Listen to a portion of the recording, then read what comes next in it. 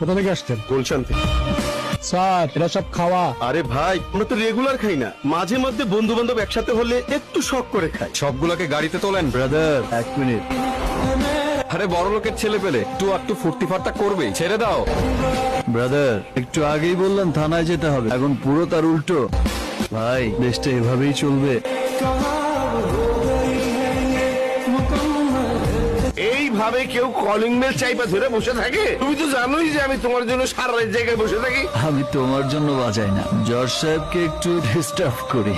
না না না না না না, এইসব আমার লাগবো না। তুমি তাড়াতাড়ি বাড়ি আসলেই আমি রাখো রাখো। আরে আপনার রাজপুত্র এলেন তাহলে?